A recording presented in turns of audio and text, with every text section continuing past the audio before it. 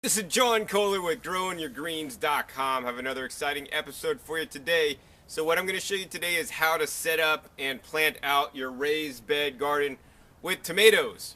So you can see here we have a raised bed that was the broccoli bed. We finally got it cleared out. I layered on some new compost and rock dust on top, and it's actually rained a lot, so it's actually leveled it out. It actually looks nice and pretty. But now what we're going to do is we're going to plant some tomatoes. So what I like to use is called the square foot gardening method.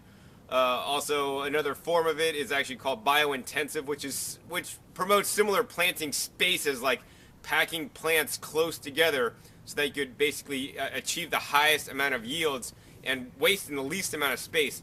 Now that is particularly important in a situation like this. I'm literally in my front yard of a standard residential housing tract. And I don't have a lot of space and acreage to plant, a lot of plants. So I really got to plant a high density and smaller number of plants because I just don't have the room.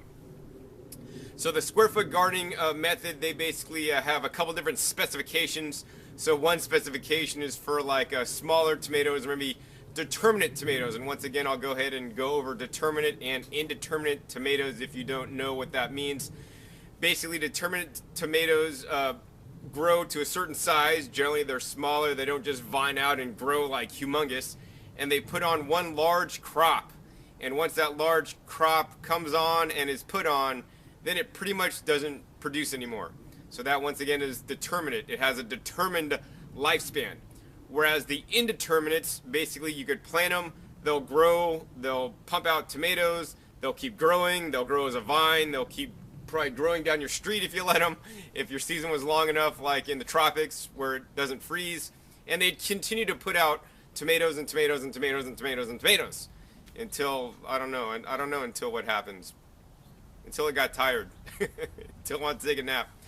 But the determinants just keep going, basically, for most cases, and in most cases, like for me, until it gets too cold, until it freezes, and it just doesn't make it anymore. So for the determinate tomatoes, they basically recommend 1 foot spacing. So basically planting each stem of each tomato approximately 1 foot apart. That's 12 inches. So I have a tape measure. Sometimes I also use a yardstick or just a ruler to space out my plants accordingly. Now, once again, that is if you are going to stake and trellis your plants and train them upright. And I might also encourage you to do what's called the single stem method. I'm not going to cover that in this video, but check my other videos for a really good video actually on single stemming your tomato plants. It's really easy. Basically, you're just punching out the suckers out of the armpits. And I mean, literally, that's what it is. Just think of my armpit, and there's a plant growing out of my armpit, and John doesn't want a plant out of his armpit. Pinch it off. So you're just going to train it up, single stem it all the way up, and one plant per 1 square foot. It should be fine. So I'm going to be planting mostly indeterminate plants, the ones that keep vining out and produce tomatoes forever, and I'm hoping that I won't get a frost this year. Got my fingers crossed, and the weather will be really nice, and it'll be the tropics now in California. I doubt that'll happen, but I could always wish. But in any case, I'm going to plant the tomatoes because they are indeterminates. I'm going to give them more space. I'm going to plant them 24 inches apart, so 2 feet apart. So you can see that, because I'm planting indeterminates and I'm planting them 24 inches apart, I can't fit as many as if I were planting them 1 foot apart. Now, there are pros and cons of planting determinates versus indeterminates, and single stemming versus not single stemming. And I'm not really going to get into that today, but I'm just going to show you I'm planting my plants 24 inches apart. Last year, actually, or 2 years ago, I did plant them 18 inches apart, and it was just too close, and I had small trellises. This year, I'm happy to say that I'm using the Texas tomato cage. So this is actually just the top half of the Texas tomato cage out here that I'm going to only use for the spacing only. This is not the full thing, but after you see it all built and planted out, you'll see the full trellises. I mean, they're 6 feet tall, and I think this is actually one of the key considerations that's going to make my plants grow a lot better. Another reason why you want to have some distance between the plants, besides like the roots, letting the roots grow, and if your plants are too close together, the roots are too close together, they're basically going to steal, nutrients from each other. It's like when you and your brother or you and your sister were kids and you'd fight over that one piece of cake. Well, hey, if you each got a piece of cake, you wouldn't be fighting. But even me and my brother, we would fight over who got the 2 millimeter larger piece of cake. So we'd have a scheme, or I'd have a scheme. I'd cut and he'd choose, and as soon as I'd cut, I'd say, I want that one, which was the smaller one, and then he'd always go for the smaller one. So it's reverse psychology. But in any case, besides the roots, just, you know, being able to get the nutrition above the ground, all the plants basically need to get nice airflow and air circulation, and also light from the sun. You know, if the plants are too close together, they're going to shade each other out, and each plant's not going to get as much sun. If the plant doesn't get as much sun, then it's not going to produce as much fruit for you.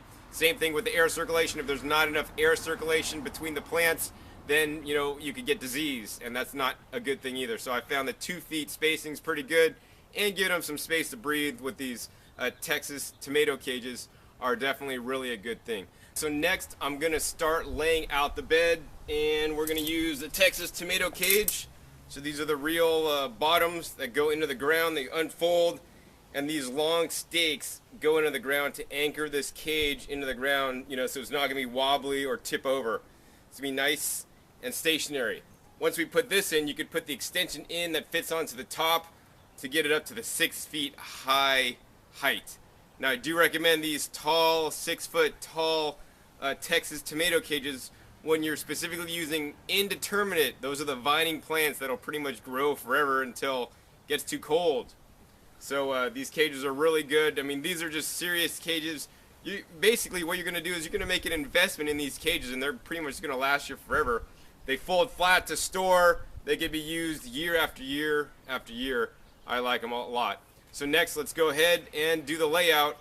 Normally I would do the layout if I wasn't using the cages by using a standard tape measure and taping off, you know, how far the plants are going to go. I like to use things like these flags or little sticks to denote where I'm going to put the plants. You know, if I'm measuring out, I could measure there, and then I'm going to basically offset my rows, have 3 rows, put one there, one there. But you know, because I have the cages, and these cages are approximately 20 inches from end to end, I'm going to let the cages do my spacing for me. So if I just put 2 of these cages right next to each other, middle to middle, it's going to be approximately 20 inches. So I want 24, you know, which is my 2 foot spacing. So we're going to let the cages do all the measuring for me, and it's going to be about right. So that's going to be really cool. So let me go ahead, do that next. All right. First Texas tomato cage going into place.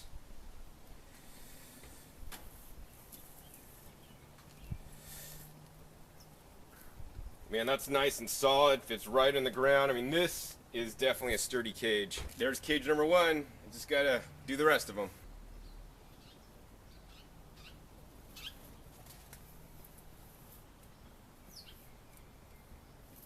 Now, as you can see, we have 2 side by side, and we could do like 2 rows all the way down. But what I'm gonna do is I'm gonna offset the middle row. So the goal is to be able to reach into the middle one between all the space, you know, that the ones are on the side are growing out.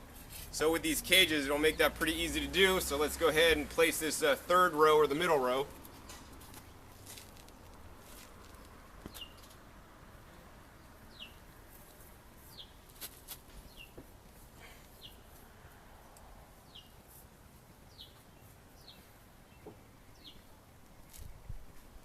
So literally where I put these cages, right in the middle of the cage, is where the tomato is going to get planted.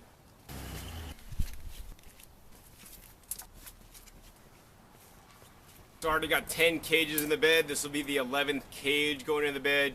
We got them nice and evenly spaced, and I mean, it's just really easy to set these guys up. You just push them into the ground. These long stakes go right in the ground. I think that's probably about at least 1.5 feet, but then you could determine if you want it all the way to the ground or almost to the ground. I think I'm basically putting about 1 foot under the ground for each trellis. So let's go ahead and put this last one in.